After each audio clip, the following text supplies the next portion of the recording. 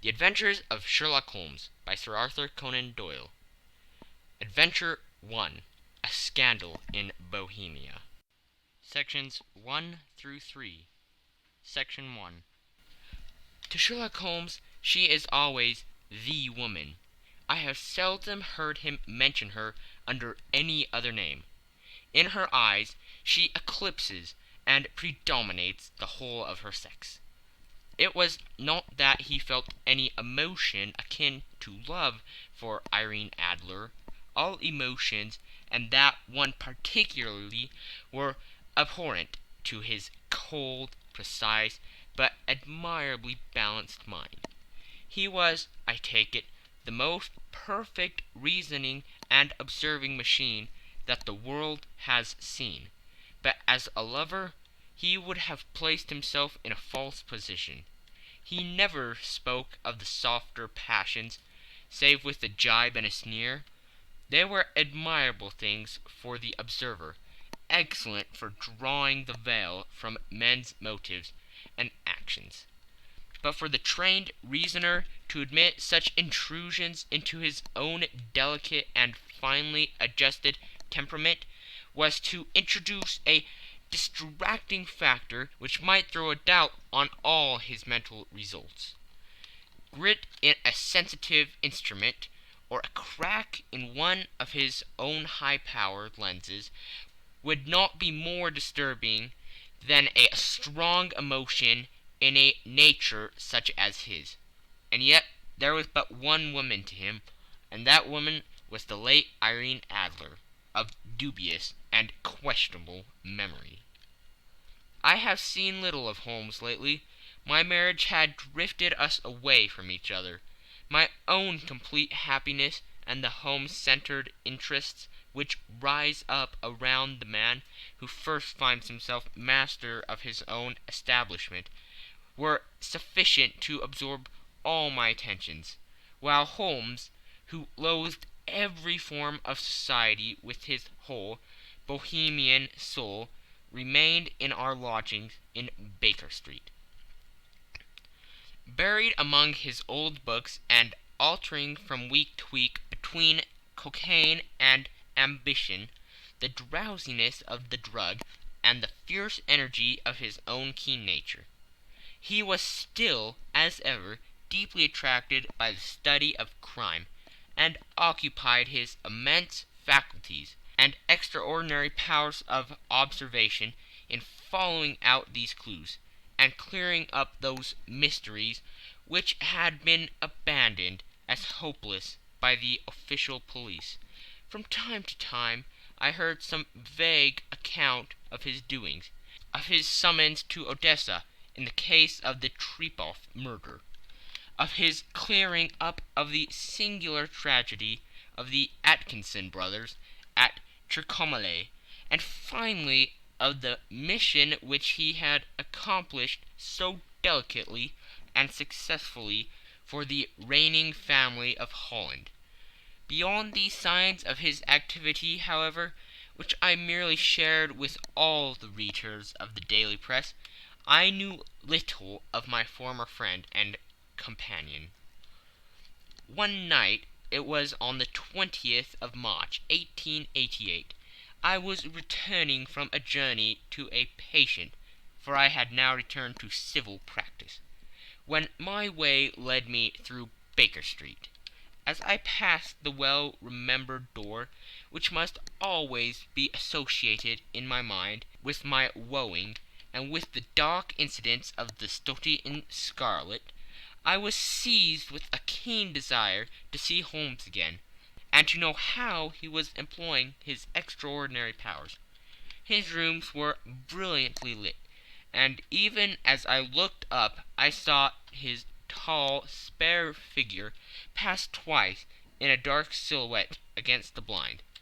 He was pacing the room, swiftly, eagerly, with his head sunk upon his chest and his hands clasped behind him.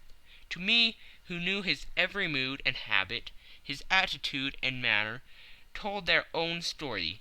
He was at work again. He had risen out of his drug-created dreams, and was hot upon the scent of some new problem. I rang the bell, and was shown up to the chamber, which had formerly been in part my own. His manner was not effusive. It seldom was. But he was glad, I think, to see me. With hardly a word spoken, but with a kindly eye, he waved me an armchair, threw across his case of cigars, and indicated a spirit case and a gasogene in the corner. Then he stood before the fire and looked me over in his singular, introspective fashion. "Wedlock suits you," he remarked. "I think, Watson, that you have put on 7.5 pounds since I saw you." "7!" I answered. "Indeed, I should have thought a little more, just a trifle more, I fancy, Watson. And in practice again, I observe.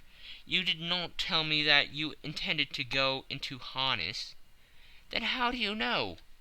"I see it. I deduce it. How do I know that you have been getting yourself very wet lately, and that you have a most clumsy and careless servant girl?"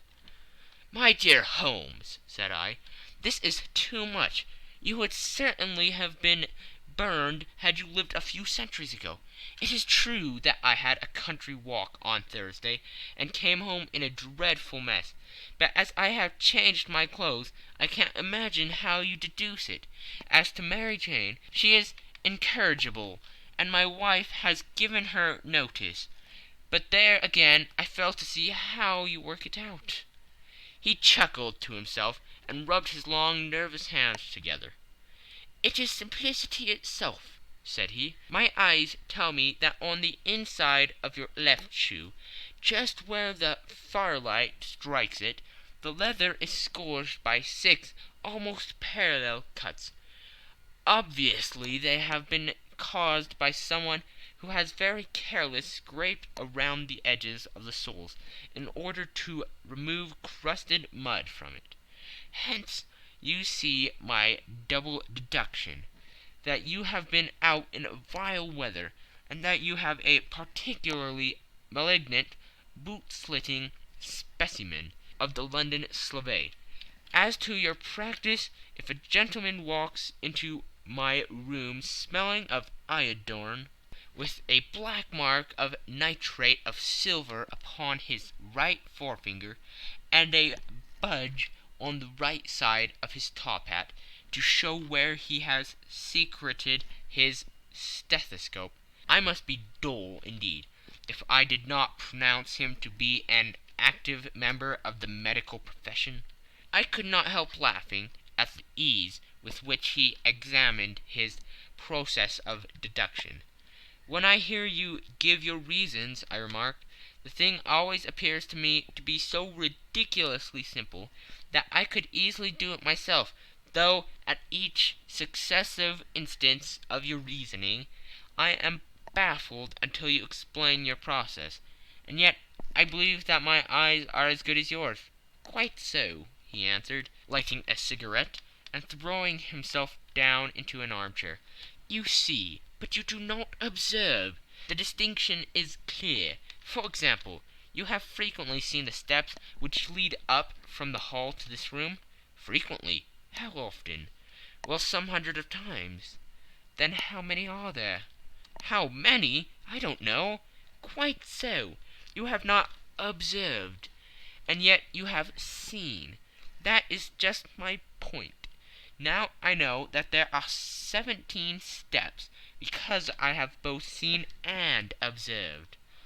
By the way, since you are interested in these little problems, and since you have been good enough to chronicle one or two of my trifling experiences, you may be interested in this." He threw over a sheet of thick, pink-tinted notepaper, which had been lying upon the table.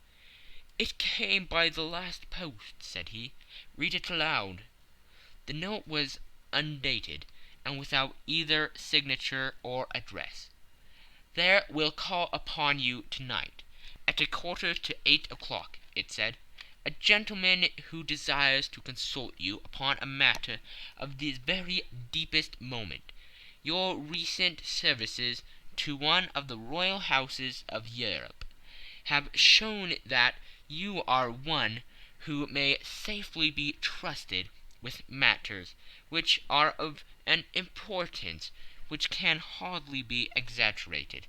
This account of you will have from all quarters received, but in your chamber then at that hour, and do not take it amiss if your visitor wears a mask." "This is indeed a mystery," I remarked. "What do you imagine that it means?" "I have no data yet. It is a capital mistake to theorize before one has data. Insensibly one begins to twist facts to suit theories, instead of theories to suit facts. But the note itself, what do you deduce from it?" "I certainly examined the writing, and the paper upon which it was written." "The man who wrote it was presumably well-to-do," I remarked, endeavoring to imitate my companion's process. "Such paper could not be bought under half-a-crown a packet. It is peculiarly strong and stiff." "Peculiar, that is the very word," said Holmes. "It is not an English paper at all. Hold it up to the light." I did so, and saw a large E with a small g, a P and a large G with a small t woven into the texture of the paper. "What do you make of that?" asked Holmes. "The name of the maker, no doubt, or his monogram, rather." "Not at all. The G with the small t stands for Gesellschaft, which is German for company. It is a customary contraction like our CO. P, of course, stands for paper. Now for the EG. Let us glance at our continual gazetteer." He took down a heavy brown volume from his shelves. Eglots. Here we are. Egeria. It is in a German-speaking country in Bohemia, not far from Carlsbad, remarkably as being the scene of the death of Wallenstein, and for its numerous glass factories and paper mills. Ha, my boy, what do you make of that?" His eyes sparkled, and he sent up a great blue triumphant cloud from his cigarette. "The paper was made in Bohemia," I said. "Precisely. And the man who wrote the note is a German. Do you note the particular contraction of the sentence, 'This account of you we have from all quarters received'? A Frenchman or Russian could not have written that. It is the German who is so unctuous to his verbs. It only remains, therefore, to discover what is wanted by this German, who writes upon Bohemian paper and prefers wearing a mask to showing his face. And here he comes, if I am not mistaken, to resolve all our doubts." As he spoke there was the sharp sound of horses' hoofs, and the grating wheels against the curb, followed by a sharp pull at the bell. Holmes whistled. "A pair by the sound," said he. "Yes," he continued, glancing out of the window, "a nice little Brogman, and a pair of beauties, 150 guineas apiece. There's money in this case, Watson, if there is nothing else. I think that I had better go, Holmes." "Not a bit, Doctor. Stay where you are. I am lost without my Boswell, and that promises to be interesting. It would be a pity to miss it. But your client, never mind him. I may want your help, and so may he. Here he comes. Sit down in that armchair, Doctor, and give us your best attention." A slow and heavy step, which had been heard upon the stairs and in the passage, paused immediately outside the door. Then there was a loud and authoritative tap. "Come in," said Holmes. A man entered who could hardly have been less than 6 feet 6 inches in height, with the chest and limbers of a Hercules. His dress was rich with a richness which would, in England, be looked upon as akin to bad taste. Heavy bands of astrakhan were slashed across the sleeves and fronts of his double-breasted coat, while the deep blue coat, which was thrown over his shoulders, was lined with flame-colored silk and secured at the neck with a brooch, which consisted of a single flaming beryl. Boots which extended halfway up his calves, and which were trimmed at the tops with rich brown fur, completed the impression of barbaric opulence which was suggested by the whole appearance. He carried a broad-brimmed hat in his hand, while he wore across the upper part of his face, extending down past the cheekbones, a black visored mask, which he had apparently adjusted that very moment, for his hand was still raised to it as he entered.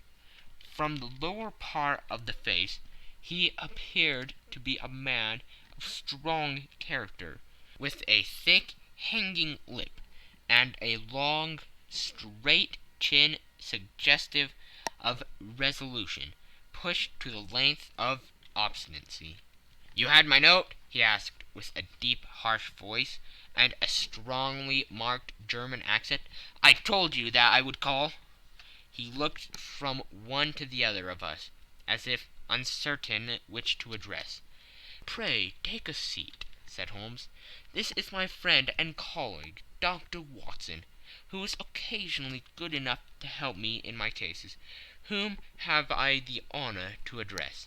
"You may address me as Count von Kramm, a Bohemian nobleman. I understand that this gentleman, your friend, is a man of honor and discretion, whom I may trust with a matter of the most extreme importance. If not, I should much prefer to communicate with you alone." I rose to go, but Holmes caught me by the wrist and pushed me back into my chair. "It is both or none," said he. "You may see before this gentleman anything which you may say to me." The Count shrugged his broad shoulders. "Then I must begin," said he, "by binding you both to absolute secrecy for 2 years. At the end of that time the matter will be of no importance. At present it is too much to say that it is of such weight it may have an influence upon European history." "I promise," said Holmes, "and I—" "You may excuse this mask," countered our strange visitor. "The august person who employs me wishes his agent to be unknown to you, and I may confess at once that the title by which I have just called myself is not exactly my own." "I was aware of it," said Holmes dryly. "The circumstances are of great delicacy, and every precaution has to be taken to quench what might grow to be an immense scandal and seriously compromise one of the reigning families of Europe. To speak plainly, the matter implicates the great house of Austrian hereditary kings of Bohemia." "I was also aware of that," murmured Holmes, setting himself down in his armchair, closing his eyes. Our visitor glanced with some apparent surprise at the rigid, longing figure of the man, who had been no doubt depicted to him as the most incisive reasoner, a most energetic agent in Europe. Holmes slowly reopened his eyes and looked impatiently at his gigantic client. "If your Majesty would condescend to state your case," he remarked, "I should be better able to advise you." The man sprang from his chair and paced up and down the room in uncontrollable agitation.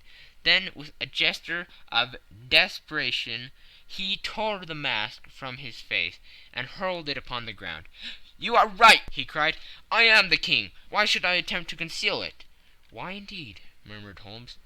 "Your Majesty had not spoken before I was aware that I was addressing William Gottrich Sigmund von Armstrong, Grand Duke of Kassel-Flatten, and hereditary King of Bohemia." "But you can understand," said our strange visitor, sitting down once more and passing his hand over his high white forehead. "You can understand that I am not accustomed to doing such business in my own person, that I could not confide it to an agent without putting myself in his power. I have come incognito from Prague, from the purpose of consulting you." "Then pray consult," said Holmes, shutting his eyes once more. "The facts are briefly these. Some 5 years ago, during a lengthy visit to Warsaw, I made the acquaintance of the well-known adventuress Irene Adler. The name is no doubt familiar to you?" "Kindly look her up in my index, doctor," murmured Holmes, without opening his eyes. For many years he had adopted a system of docking all paragraphs concerning men and things, so that it was difficult to name a subject or a person on which he could not at once furnish information. In this case I found her biography sandwiched in between that of Hebrew rabbi and that of staff commander, who had written a monograph upon the deep-sea fishes. "Let me see," said Holmes. Born in New Jersey in the year 1858. Contrito. Let Scala. Prima donna Imperial Opera of Warsaw. Yes! Retired from the operatic stage. Ha! Living in London. Quite so, your Majesty. As I understand, become entangled with this young person, wrote her some comprising letters, and is now desirous of getting these letters back." "Precisely so. But how? Was there a secret marriage?" "None." "No legal papers or certificates?" "None." "Then I fail to follow your Majesty. If this young person should produce her letters from blackmailing or other purposes, how is she to prove their authenticity?" "There is writing." "Pooh! Forgery." "My private notepaper." "Stolen." "My own seal." "Imitated." "My photograph." "Bought." "We were both in the photograph." "Oh dear, that is very bad. Your Majesty has indeed committed an indiscretion." "I was mad, insane." "You have compromised yourself seriously." "I was only Crown Prince then. I was young. I am but 30 now." "It must be recovered." "We have tried and failed." "Your Majesty must pay. It must be bought." "She will not sell." "Stolen, then." 5 attempts have been made. Twice burglars in my pay ransacked her house. Once we diverted her luggage when she travelled. Twice she had been waylaid. There has been no result." "No sign of it?" "Absolutely none." Holmes laughed. "It is quite a pretty little problem," said he. "But a very serious one to me," returned the King, reproachfully. "Very indeed. What does she propose to do with the photograph?" "To ruin me." "But how?" "I'm about to be married." "So I have heard." "To Claudia Lorman von Saxe-Montenegrin, second daughter of the King of Scandinavia. You may know the strict principles of her family. She is herself the very soul of delicacy. A shadow of a doubt as to my conduct would bring the matter to an end." "And Irene Adler?" "Threatens to send him a photograph. And she will do it.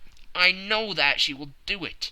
You do not know her, but she has a soul of steel. She has the face of the most beautiful of women, and the mind of the most resolute of men. Rather than I should marry another woman, there are no lengths to which she would not go. None." "You are sure that she has not sent it yet?" "I am sure." "And why?" "Because she has said that she would send it on the day when the betrothal was publicly proclaimed. That would be next Monday." "Oh, then we have 3 days yet," said Holmes with a yawn. "That is very fortunate, as I have 1 or 2 matters of importance to look into just at present. Your Majesty will, of course, stay in London for the present?" "Certainly. You will find me at the Logram under the name of the Count von Kram. Then I shall drop you a line to let you know how we progress. Pray do so. I shall be all anxiety. Then as to money, you have carte blanche. Absolutely. I tell you that I would give one of the provinces of my kingdom to have that photograph. And for the present expenses, the king took a heavy chamois leather bag from under his cloak and laid it on the table. There are £300 in gold and 700 in notes, he said. Holmes scribbled a receipt upon a sheet of his notebook and handed it to him. And mademoiselle's address, he asked, is Brony Lodge, Supretim Avenue, St. John's Wood. Holmes took a note of it. What other question? Said he. Was the photograph a cabinet? It was. Then good night, your Majesty, and I trust that we shall soon have some good news for you. And good night, Watson, he added, as the wheels of the Royal Brougham rolled down the street. If you will be good enough to call tomorrow afternoon at 3 o'clock, I should like to chat this little matter over with you. End of Section 1. Section 2. At 3 o'clock precisely, I was at Baker Street, but Holmes had not yet returned. The landlady informed me that he had left the house shortly after 8 o'clock in the morning. I sat down beside the fire, however, with the intention of awaiting him. However long he might be, I was already deeply interested in his inquiry, for though it was surrounded by none of the grim and strange features which were associated with the two crimes which I have already recorded, still the nature of the case and the exalted station of his client gave it a character of its own. Indeed, apart from the nature of the investigation which my friend had on hand, there was something in his masterly grasp of a situation, and his keen, incisive reasoning, which made it a pleasure to me to study his system of work, and to follow the quick, subtle methods by which he distinguished the most inextractable mysteries. So accustomed was I to his invariable success that the very possibility of his failing had ceased to enter into my head. It was close upon 4 before the door opened, and a drunken-looking groom, ill-kept and side-whiskered, with an inflamed face and disreputable clothes, walked into the room. Accustomed as I was to my friend's amazing powers in the use of disguises, I had to look 3 times before I was certain that it was indeed he. With a nod he vanished into the bedroom, whence he emerged in 5 minutes, too suited and respectable as of old, putting his hands into his pockets. He stretched out his legs in front of the fire and laughing heartily for some minutes. "Well, really," he cried, and then he choked and laughed again, until he was obliged to lie back, limp and helpless, in the chair. "What is it?" "It's quite too funny. I am sure you could never guess how I employed my morning, or what I ended by doing." "I can't imagine. I suppose that you have been watching the habits and perhaps the house of Miss Irene Adler?" "Quite so, but the sequel was rather unusual. I will tell you, however. I left the house a little after 8 o'clock this morning, in the character of a groom, out of work. There is a wonderful sympathy and freemasonry among horsemen, but one of them, and you will know all that there is to know, I soon found Brotny Lodge. It is a Bachelor villa, with a garden at the back, but built on it right up to the road, 2 stories, chub lock to the door, large sitting room on the right side, well furnished with long windows almost to the floor, and those prosperous English window fasteners which a child could open. Behind there was nothing remarkable, save the passage window could be reached from the top of the courthill. I walked round it and examined it closely from every point of view, but without nothing anything else of interest. I then lodged down the street, and found, as I expected, that there was a news in a lane which runs down by one wall of the garden.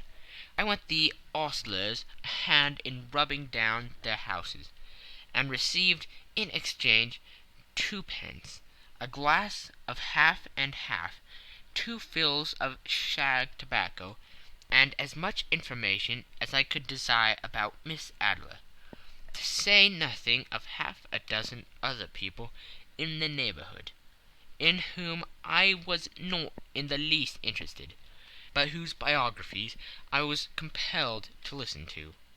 "And what of Irene Adler?" I asked. "Oh, she has turned all the men's heads down in that part.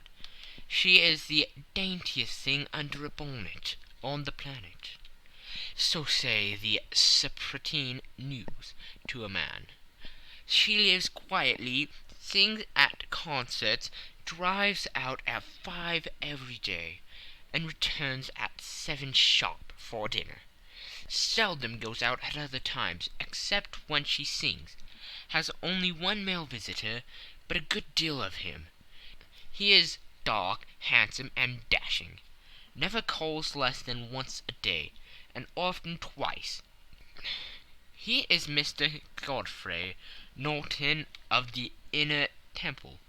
See the advantages of a cabman as a confidant. They have driven him home a dozen of times from Serpentine Mews, and knew all about him. When I had listened to all they had to tell, I began to walk up and down near Briony Lodge once more, and to think over my plan of campaign. This Godfrey Norton was evidently an important factor in the matter. He was a lawyer. That sounded ominous. What was the relation between them, and what the object of his repeated visits? Was she his client, his friend, or his mistress? If the former, she had probably transferred the photograph to his keeping.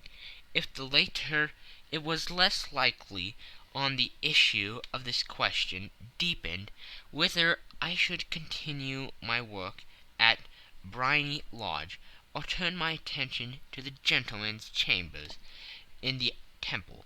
It was a delicate point, and it wanted the field of my inquiry. I fear that I bore you with these details, but I have to let you see my little difficulties, if you are to understand the situation. "I am following you closely," I answered. I was still balancing the matter in my mind, when a hansom cab drove up to Briony Lodge, and a gentleman sprang out.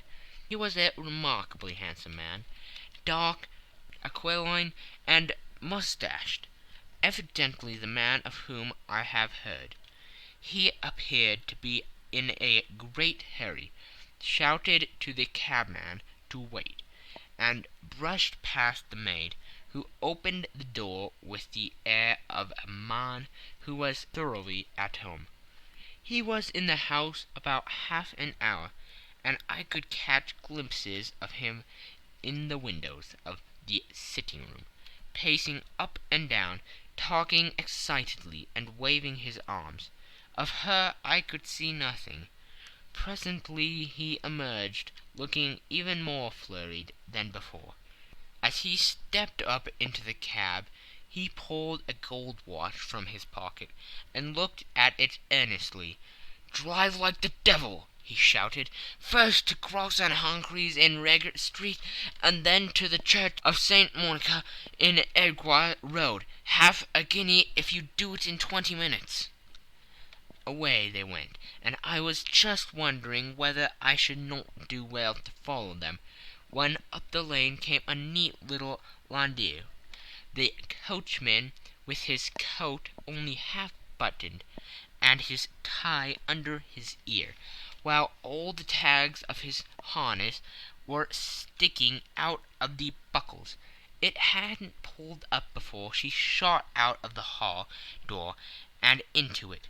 I only caught a glimpse of her at the moment, but she was a lovely woman, with a face that a man might die for. "The Church of St. Monica, John," she cried, "and half a sovereign if you reach it in 20 minutes. This was quite too good to lose, Watson. I was just balancing whether I should run for it, or whether I should perch behind her landau, when a cab came through the street. The driver looked twice at such a shabby fare, but I jumped in before he could object. "The Church of St. Monica," said I, "and half a sovereign if you reach it in 20 minutes. It was 25 minutes to 12, and of course it was clear enough what was in the wind. My cabby drove fast. I don't think I ever drove faster, but the others were there before us, the cab and the landau, with their steaming horses, were in front of the door. When I arrived, I paid the man and hurried into the church. There was not a soul there, save the two whom I had followed, and a surpliced clergyman, who seemed to be expostulating with them. They were all three standing in a knot in front of the altar. I longed up the side aisle like any other idler who has dropped into a church. Suddenly, to my surprise, the three at the altar faced round to me, and Godfrey Norton came running as hard as he could toward me. "Hank," he cried, "you'll do. Come, come." "What then?" I asked. "Come, man, come, only 3 minutes, or it won't be legal." I was half dragged up to the altar, and before I knew where I was, I found myself mumbling responses which were whispered in my ear, and vouching for things of which I knew nothing, and generally assisting in the secure tying up of Irene Adler, spinster, to Godfrey Norton, bachelor. It was all done in an instant, and there was the gentleman thanking me on the one side and the lady on the other, while the clergyman beamed on me in front. It was the most preposterous position in which I ever found in my life, and it was the thought of it that startled me into laughing just now. It seems that there had been some informality about their license, that the clergyman absolutely refused to marry them without a witness of some sort, and that my lucky appearance saved the bridegroom from having to sally out into the street in search of a best man. The bride gave me a sovereign, and I mean to wear it on my watch chain in memory of the occasion. "That is a very unexpected turn of affairs," said I. "And what then?" "Well, I found my plans very seriously menaced. It looked as if the pair might take an immediate departure, and so necessity very prompt and energetic measures on my part. At the church door, however, they separated, he driving back to the Temple, and she to her own house.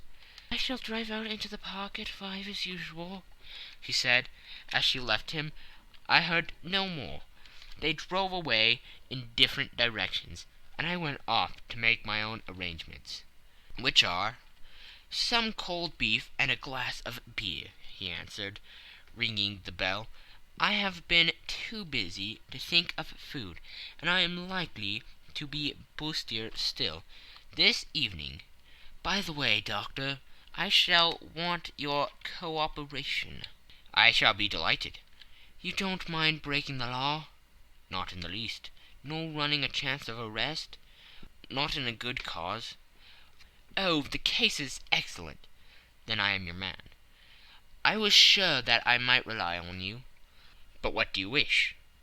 When Miss Turner has brought in the tray, I will make it clear to you now," he said, as he turned hungrily on the simple fare that our landlady had provided. "I must discuss it while I eat, for I have not much time. It is nearly 5 now. In 2 hours we must be on the scene of action. Miss Irene, or Madame, rather, returns from her drive at 7. We must be at Briony Lodge to meet her." "And what then?" "You leave that to me. I have already arranged what is to occur. There's only one point on which I must insist.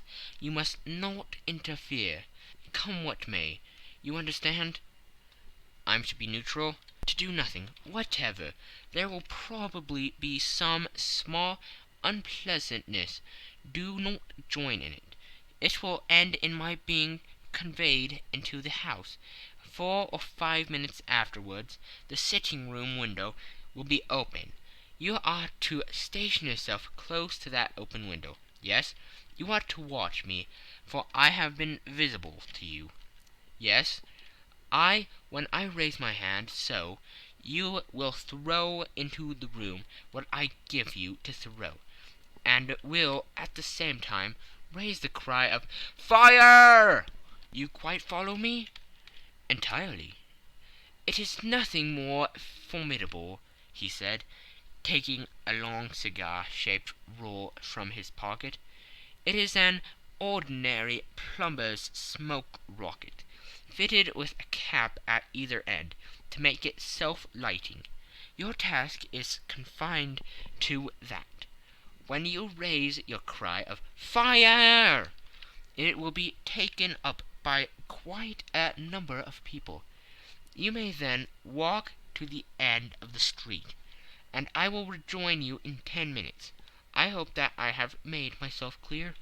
I am to remain neutral, to get near the window, to watch you, and at your signal to throw this object, then to raise the cry of 'Fire!'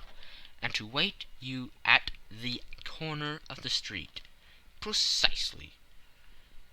"Then you may entirely rely on me?" "That is excellent. I think, perhaps, it is almost time that I prepare for the new role I have to play." He disappeared into his bedroom, and returned in a few minutes, in the character of an amiable and simple-minded nonconformist clergyman. His broad black hat, his baggy trousers, his white tie, his sympathetic smile, and general look of peering and benevolent curiosity were such as Mr. John Hare alone could have equalled. It is not merely that Holmes changed his costume. His expression, his manner, his very soul seemed to vary every fresh part that he assumed. The stage lost a fine actor, even as science lost an acute reasoner when he became a specialist in crime. It was 6:15 when we left Baker Street, and it still wanted 10 minutes to the hour, when we found ourselves in Serpentine Avenue. It was already dusk, and the lamps were just being lighted as we paced up and down in front of Briony Lodge, waiting for the coming of its occupant. The house was just such as I had pictured it from Sherlock Holmes's succinct description, but the locality appeared to be less private than I expected. On the contrary, for a small street in a quiet neighborhood, it was remarkably animated. There was a group of shabbily dressed men smoking and laughing in a corner, a scissors grinder with his wheel, 2 guardsmen who were flirting with a nurse girl, and several well-dressed young men who were laughing up and down with cigars in their mouths. "You see," remarked Holmes, as we passed to and fro in front of the house, "this marriage rather simplifies matters. The photograph becomes a double-edged weapon now. The chances are that she would be as averse to its being seen by Mr. Godfrey Norton as our client is to coming to the eyes of his princess. Now the question is, where are we to find the photograph?" "Where indeed? It is most unlikely that she carries it about with her. It is cabinet-size, too large for easy concealment about a woman's dress. She knows that the king is capable of having her waylaid and searched. 2 attempts of the sort have already been made. We may take it, then, that she does not carry it about with her." "Where, then?" "Her banker or her lawyer. There is that double possibility, but I am inclined to think neither. Women are naturally secretive, and they like to do their own secreting. Why should she have it over to anyone else? She could trust her own guardsmanship, but she could not tell what indirect or political influence might be brought to bear upon a businessman. Besides, remember that she had resolved to use it within a few days. It must be where she can lay her hands upon it. It must be in her own house." "But it has twice been burgled." "Pshaw! They did not know how to look." "But how will you look?" "I will not look." "What then?" "I will get her to show me." "But she will refuse." "She will not be able to. But I hear the rumble of wheels. It is her carriage. Now carry out my orders to the letter." As he spoke, the gleam of the side-lights of a carriage came round the curve of the avenue. It was a smart little landau, which rattled up to the door of Bohemia Lodge. As it pulled up, one of the loafing men at that corner dashed forward to open the door, in the hope of earning a copper, but was elbowed away by another loafer, who had rushed up with the same intention. A fierce quarrel broke out, which was increased by the 2 guardsmen, who took sides with one of the longers, and by the scissors grinder, who was equally hot upon the other side. A blow was struck, and in an instant the lady, who had stepped from her carriage, was the centre of a little knot of flourished and struggling men, who struck savagely at each other with their fists and sticks.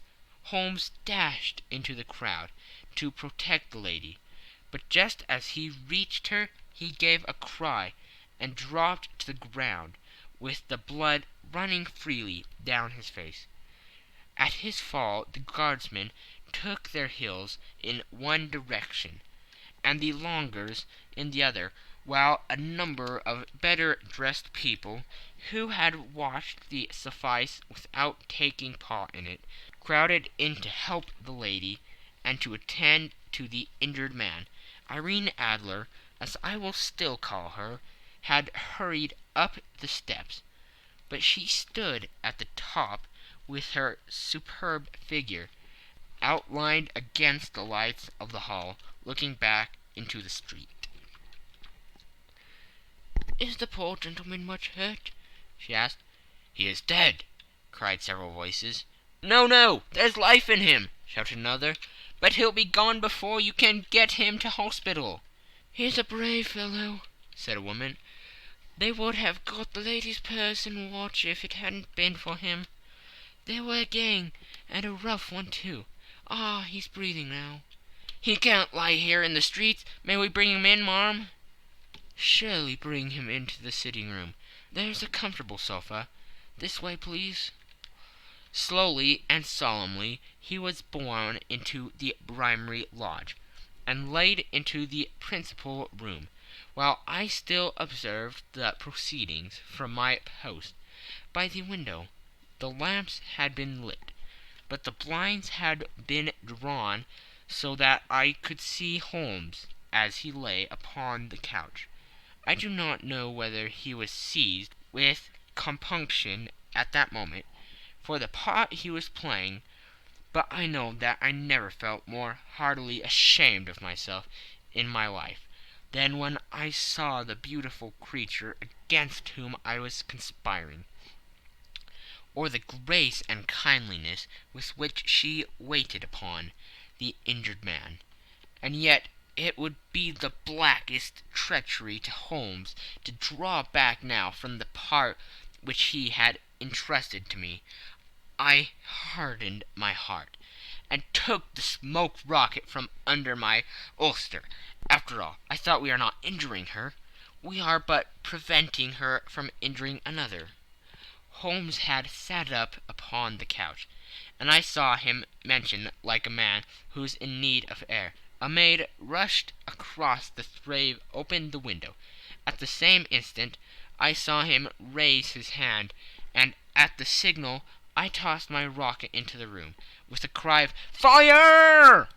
The word was no sooner out of my mouth than the whole crowd of spectators, well dressed and ill, gentlemen, ulsters, and servant-maids, joined in the general shriek of "Fire!" Thick clouds of smoke curled through the room, and out those open windows. I caught a glimpse of rushing fingers, and a moment later the voice of Holmes from within, assuring them that it was a false alarm. Slipping through the shouting crowd, I made my way to the corner of the street, and in 10 minutes was rejoiced to find my friend's arm in mine, and to get away from the scene of uproar. He walked swiftly and in silence for some few minutes until we had turned down on one of the quiet streets which led towards the Edgware Road. "You did it very nicely, Doctor," he remarked. "Nothing could have been better. It is all right." "You have the photograph?" "I know where it is." "And how did you find out?" "She showed me, as I told you she would." "I am still in the dark." "I do wish to make a mystery," said he, laughing. "The matter was perfectly simple. You are, of course, saw that everyone in the street was an accomplice. They were all engaged for the evening." "I guessed as much." "Then, when the row broke out, I had a little moist red paint in the palm of my hand. I rushed forward, fell down, clapped my hand to my face, and became a piteous spectacle. It is an old trick." "That also I could fathom." "Then they carried me in. She was bound to have me in. What else could she do? And into her sitting-room, which was the very room which I suspected. It lay between that and her bedroom, and I was determined to see which. They laid me on a couch. I motioned for air. They were compelled to open the window, and you had your chance." "How did that help you?" "It was all important. When a woman thinks that her house is on fire, her instinct is at once to rush to the thing which she values most. It is a perfectly overpowering impulse, and I have more than once taken advantage of it. In the case of the Darlington substitution scandal it was of use to me, and also in the Arnsworth Castle business. A married woman grabs at her baby, an unmarried one reaches for her jewelry box. Now it was clear to me that Our Lady of today had nothing in the house more precious to her than what we are in quest of. She would rush to secure it. The alarm of the fire was admirably done. The smoke and shouting were enough to shake nerves of steel. She responded beautifully. The photograph is in a recuse behind a sliding panel, just above the right bell pull. She was there in an instant, and I caught a glimpse of it as she half drew it out. When I cried out that it was a false alarm, She replaced it, glancing at the rocket, rushed from the room, and I have not seen her since. I rose, and making my excuses, escaped from the house. I hesitated whether to attempt to secure the photograph at once, but the coachman had come in, and as he was watching me narrowly, it seemed safer to wait. A little over precipitance may ruin all. "And now?" I asked. "Our quest is practically finished. I shall call with the king tomorrow, and with you, if you care to come with us. We will be showed into the sitting-room to wait for the lady. But it is probable that when she comes she may find neither us nor the photograph. It might be a satisfaction to his Majesty to regain it with his own hands." "And when will you call?" "At 8 in the morning. She will not be up, so that we shall have a clear field. Besides, we must be prompt, for this marriage may mean a complete change in her life and habits. I must wire to the king without delay." We had reached Baker Street, and had stopped at the door. He was searching his pockets for the key, when someone passing said, "Good night, Mr. Sherlock Holmes." There were several people on the pavement at the time, but the greeting appeared to come from a slim youth in an ulster who had hurried by. "I've heard that voice before," said Holmes, starting down the dimly lit street. "Now I wonder who the deuce that could have been." End of Section 2. Section 3. I slept at Baker Street that night, and we were engaged upon our toast and coffee in the morning, when the King of Bohemia rushed into the room. "You have really got it?" he cried, grasping Sherlock Holmes by either shoulder, or looking eagerly into his face. "Not yet." "But you have hopes?" "I have hopes." "Then come. I am all impatience to be gone." "We must have a cab." "No, my brougham is waiting." "Then that will simplify matters." We descended, and started off at once more for Boscombe Lodge. "Irene Adler is married," remarked Holmes. "Married? When?" "Yesterday." "But to whom?" "To an English lawyer named Norton." "But she could not love him." "I am in hopes that she does." "And why in hopes?" "Because it would spare your Majesty all fear of future annoyance. If the lady loves her husband, she does not love your Majesty. If she does not love your Majesty, then there is no reason why she should interfere with your Majesty's plan." "It is true, and yet, well, I wish she had been of my own station. What a queen she would have made." He relapsed into a mood silence, which was not broken until we drew up in Serpentine Avenue. The door of Brimary Lodge was open, and an elderly woman stood up the steps. She watched us with a sardonic eye as we stepped from the brougham. "Mr. Sherlock Holmes, I believe," said she. "I am Mr. Holmes," answered my companion, looking at her with a questioning and rather startled gaze. "Indeed, my mistress told me that you were likely to call. She left this morning with her husband by the 5:15 train from Charing Cross for the Continent." "What?" Sherlock Holmes staggered back with the chagrin and surprise. "Do you mean that she has left England?" "Never to return." "And the papers?" asked the King hoarsely. "All is lost." "We shall see." He pushed past the servant and rushed into the drawing-room, followed by the King and myself. The furniture was scattered about in every direction, with the dismantled shelves and open drawers, as if the lady had hurriedly ransacked them before her flight. Holmes rushed at the bell-pull, tore back a small sliding shutter, and plunging in his hand, pulled out a photograph and a letter. The photograph was of Irene Adler herself, in evening dress. The letter was superscribed to Sherlock Holmes, Esq., to be left till called for.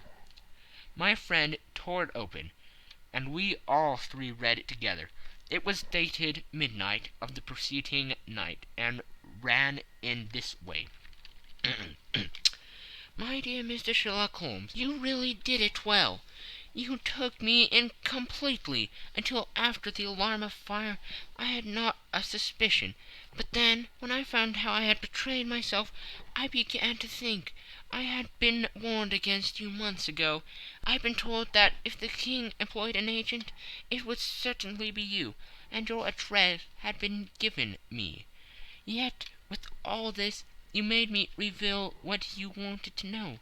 Even after I became suspicious, I found it to think evil of such a dear, kind old clergyman. But you know I have been trained as an actress myself. Male costume is nothing new to me.